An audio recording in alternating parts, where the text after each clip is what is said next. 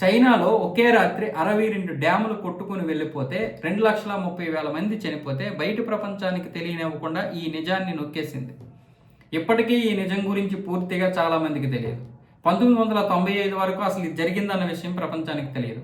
1975 July చివరి నాటికి ఫిలిప్పీన్స్లో ఏర్పడినటువంటి ఒక టైఫూన్ వల్ల అది తైవాన్ మీదుగా చైనాలోకి ప్రవేశించింది. చైనాలోకి ప్రవేశించిన తర్వాత 1000 మిల్లీమీటర్ల వర్షపాతం నమోదైంది. ఆ తర్వాత ఆగస్టు 5, 7వ తారీఖు మధ్య 1605 మిల్లీమీటర్ల వర్షపాతం నమోదైంది. ఇంత పెద్ద వర్షపాతం నమోదయ్యేసరికి అక్కడ స్థానికంగా ఉన్నటువంటి పెనాన్లోని బాంకియో డ్యామ్కి వరద పోటెత్తిందంట. దాంతో మొదటేమొచ్చేసి వరద గోడల పై నుంచి దూకింది. తరువాత ఆ వరదకి తట్టుకోలేనటువంటి ఆ డ్యామ్ పూర్తిగా కూలిపోయింది. ఆ కిందకి వాటర్ అంతా కూడా వచ్చేసింది. ఎంత వాటర్ వచ్చిందంటే సెకనికి 13,000 క్యూబిక్ మీటర్లు చొప్పున ఈ రిజర్వాయర్లో నీరు చేరిన తర్వాత 701 మిలియన్ క్యూబిక్ మీటర్ల నీరు ఈ డ్యామ్ నుంచి వెళ్ళిపోయిందంట. కేవలం 7 గంటల్లోనే 30 నుంచి 50 కిలోమీటర్ల వేగంతో ఈ నీరు కిందకి వెళ్ళడం, 32 కిలోమీటర్ల దూరంలో ఉన్నటువంటి సిమంతాన్ డ్యామ్ కూడా ఈ యొక్క వాటర్ పొంగిపోవడంతో అది కూడా కొట్టుకు వెళ్ళిపోయింది. అలా ఒక్కొక్క డ్యామ్ కొట్టుకుని వెళ్ళిపోయి 62 డ్యాములు తెగిపోయాయి. 26,000 మంది ప్రత్యక్షంగా చనిపోయారు ఈ నీటి వల్ల.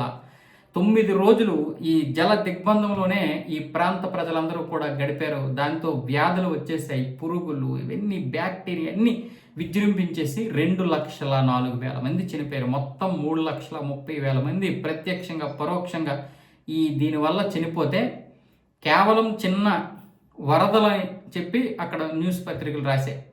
ఇది అంతర్జాతీయ న్యూస్ కూడా కానట్లుగా ఇది కేవలం ఒక రాష్ట్రానికి చెందినటువంటి న్యూస్గా అక్కడ చిత్రీకరించినటువంటి విధానం చూస్తే నియంత పరిపాలన ఎప్పటి నుంచి ఉందంటే 1950 నుంచి ఇక్కడ నియంత పాలన మొదలైందంట. అంటే మొదటి నుంచి నియంత పాలనే. వాళ్ళకి 1948లో స్వాతంత్రం వచ్చింది. అప్పటి నుంచి కూడా నియంత పాలనలోనే ఇది కొనసాగిందని. దీనికి ఎంతకంటే సాక్ష్యం ఏం చెప్తాం? 1995 వరకు కూడా ఈ నిజాన్ని బయటికి చెప్పలేదు. ఇంత పెద్ద ఇది జరిగిందన్న విషయం కూడా తెలియనివ్వలేదు. మరి ఈ లెక్కన గల్హాన్ లోయలో జరిగినటువంటి నిజాలు ఎందుకు బయటకు వస్తాయి? 40 మంది చైనా పౌరులు చనిపోతే, అంటే సైనికులు చనిపోతే 4 మాత్రమే చనిపోయారు అన్నదంటే ఇలాంటి లెక్క ప్రకారం ఎన్ని నిజాలు దాచి ఉంటుందో. 1995, 1995లో కూడా ఈ నిజాల గురించి ఎక్కడ కూడా పూర్తిగా చెప్పలేదు. అప్పటికి కొన్ని అంతర్జాతీయ మీడియాకు వచ్చినటువంటి విషయాలే బయటకు వచ్చాయి. దీని గురించి అక్కడ చైనాలో చాలామంది నరకం అనుభవించారు. నరకం బయట ప్రపంచానికి తెలిస్తే వాళ్ళకి ఏదో ఒక హెల్ప్ చేస్తారు కదా, అలా చెప్పదు. ఏ విషయాన్ని బయటికి చెప్పదు.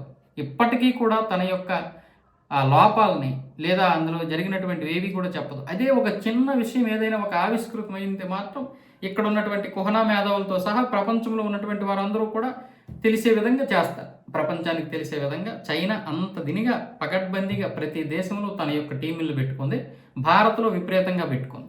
మొన్న చైనాకి చెందినటువంటి ఎన్నో బయటకు వస్తే ఎన్నో వచ్చాయి. అవన్నీ ఆ దేశానికి ఈ దేశానికి అని చెప్పేసి దాన్ని మొత్తానికి కవర్ చేసే ప్రయత్నం చేసింది. ఇంతకంటే దారుణం ఉంటుందా? 2,30,000 మంది చనిపోతేనే అది బయటికి చెప్పనివ్వలేదంటే ఇలాంటి నిజాలు ఎన్నో చెప్పింది. 1975లోనే ఇది చెప్పలేదు అంటే ఇప్పుడు లెక్క ఇలాంటివి దాయడం.